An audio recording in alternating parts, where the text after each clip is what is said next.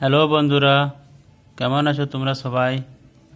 আজ আমরা একটা ইম্পর্টেন্ট টপিক ব্যান্ড থিওরি বা ব্যান্ড তত্ত্ব নিয়ে আলোচনা করব। তো দেখো, এখানে ব্যান্ড থিওরি শুরুর আগে আমাদেরকে এমও গঠন বা মলিকুলার অরবিটাল থিওরি, কিভাবে এমও বন্ডিং এবং এমও অ্যান্টি বন্ডিং অরবিটাল গঠন হয় সেই সম্পর্কে আগে ভালো করে জানতে হবে। তো এমও থিওরিতে কি হয় না, ধরো হাইড্রোজেন আছে, হাইড্রোজেন মলিকুল। এখানে কি হয়, হাইড্রোজেন 1s ইলেকট্রন ডিস্ট্রিবিউশন, একটি ইলেকট্রন, তাহলে ইলেকট্রন ডিস্ট্রিবিউশন কী হবে 1s1। এরকম আর একটা হাইড্রোজেন কী হবে, একটি ইলেকট্রন ডিস্ট্রিবিউশন হচ্ছে 1s1। এরপর মলিকুলার অরবিটাল থিওরিতে কি হয় না, এই যে হাইড্রোজেনের একটা 1s আর এই হাইড্রোজেনের একটা 1s অরবিটাল, এই অ্যাটমিক অরবিটালগুলো কী হবে, ওভারল্যাপ হবে। অ্যাটমিক অরবিটালের ওভারল্যাপের ফলে কি হয়, একটা হয় বন্ডিং আর একটা হয় অ্যান্টি বন্ডিং, অর্থাৎ একটা হচ্ছে বন্ডিং এমো আর একটা হচ্ছে অ্যান্টি বন্ডিং এমো। এই বন্ডিংটাকে আমরা কী বলবো, সিগমা, আর অ্যান্টি বন্ডিংটাকে বলা হয় সিগমা স্টার। এবার দেখো 1s একটা ইলেকট্রন, এইদিকে হাইড্রোজেনের একটা 1s এর ইলেকট্রন আর এইদিকে হাইড্রোজেনের একটা 1s এর ইলেকট্রন, তাহলে এদের ওভারল্যাপে কী হচ্ছে, বন্ডিং আর একবার অ্যান্টি বন্ডিং। তাহলে এই ইলেকট্রনগুলো কোথায় থাকবে, দুটো ইলেকট্রন আছে, তাহলে দুটো ইলেকট্রন কী থাকছে, বন্ডিং থাকছে, আর অ্যান্টি বন্ডিং কী থাকছে, ফাঁকা থাকছে। তাহলে এই যে এমোটা গঠন হলো, এটা কার এমো হলো, হাইড্রোজেন মলিকুলের এমো গঠন হলো। এরপর যদি কোনো মেটালের ক্ষেত্রে হয়, ধরো লিথিয়াম Li2, তাহলে লিথিয়ামের ক্ষেত্রেও কী হবে, লিথিয়াম হচ্ছে যে 3 কী হয় 1s2 2s1, তাহলে 1s এর সাথে ওভারল্যাপে কী হবে, বন্ডিং অ্যান্টিবন্ডিং হবে, এবং 2sও আছে।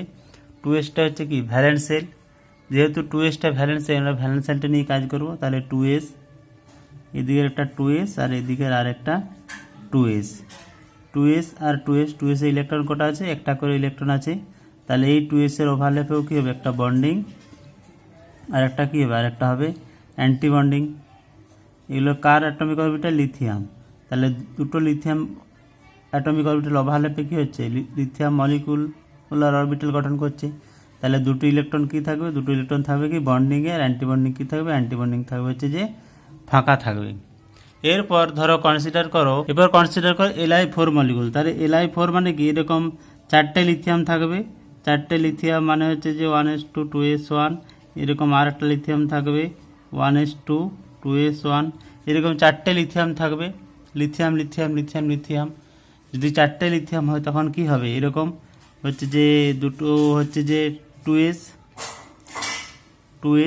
আর একটা 2s, এদের কি হচ্ছে বন্ডিং আর একটা কী হচ্ছে অ্যান্টি বন্ডিং।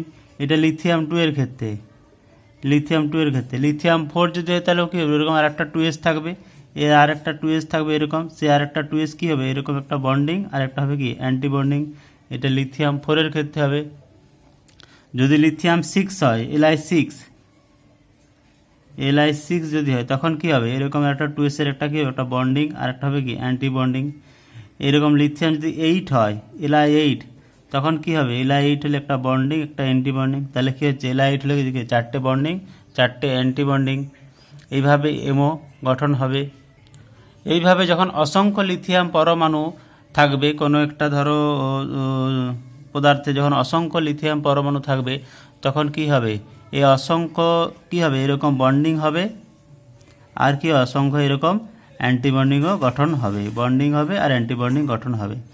এরপর যখন লিথিয়াম পরমাণুর সংখ্যা যখন n সংখ্যক হয়ে যাবে, অর্থাৎ অ্যাভোগাড্রো সংখ্যক যখন পরমাণু হয়ে যাবে, অর্থাৎ অসংখ্য পরমাণু হয়ে যাবে, তখন কি হবে, এই যে আমরা যে এখানে গ্যাপ দেখতে পাচ্ছি, এই গ্যাপগুলো কী হবে, তখন এই গ্যাপগুলো আর থাকবে না, তখন তারা কী হবে, তখন তারা ক্লোজ প্যাকড হয়ে যাবে। অর্থাৎ ক্লোজ প্যাক মানে হয়ে যাবে কি, তখন তারা একবারে ঘন একবার থাকবে, এরকম একবারে কাছাকাছি থাকবে এরকম।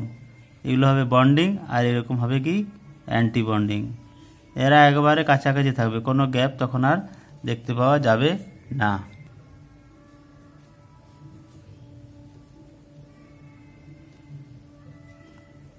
অর্থাৎ যখন অসংখ্য লিথিয়াম পরমাণু যখন হচ্ছে যে এরকম ঘন সন্নিবিষ্ট হবে, তখন এই যে লিথিয়াম যে বন্ডিং আর অ্যান্টি বন্ডিং গঠন হবে, তখন এই যে এগুলো আর আমরা তখন তাদেরকে মলিকুলার অরবিটাল বলবো না, তখন এগুলো আমরা কি বলবো, যেহেতু এগুলো খুব কাছাকাছি থাকছে, ঘন সূর্যবিশ থাকবে, তখন এগুলোকে আমরা কি বলবো ব্যান্ড বা পটি। অর্থাৎ হচ্ছে যে এরকম অসংখ্য মানে এখানে খুব মানে এখানে লিথিয়াম এন সংখ্যক মানে ধরো 1 মোল যদি থাকে তখন কি অ্যাভোগাড্রো সংখ্যক, 2 মোল থাকলে 2 × Avogadro number of lithium atom থাকবে। তাহলে এগুলোকে তখন আমরা বলবো কি ব্যান্ড বা পটি। তাহলে এইখানে কি হচ্ছে, এই যেগুলো হচ্ছে যে ইলেকট্রন থাকবে অর্থাৎ বন্ডিং, এই বন্ডিংগুলোকে আমরা কি বলবো, তখন বলবো ভ্যালেন্স বন্ড।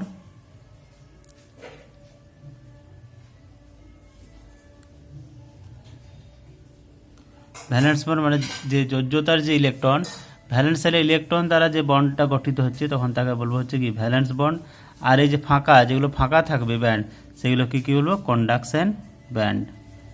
তাহলে একটা হচ্ছে কি ভ্যালেন্স বন্ড আর একটা হচ্ছে কন্ডাকশন ব্যান্ড। এইভাবে কোনো একটা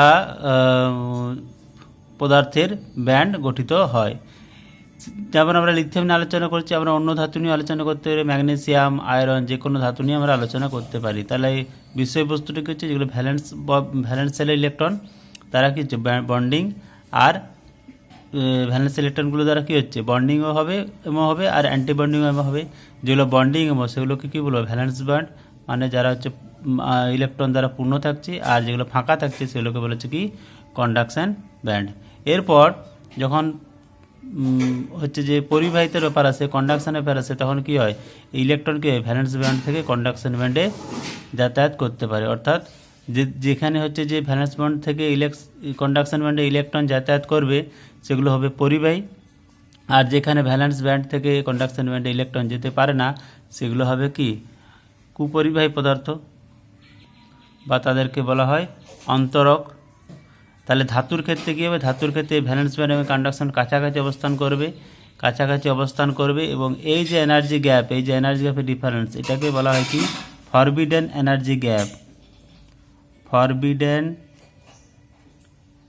এনার্জি গ্যাপ বা নিষিদ্ধ অঞ্চল।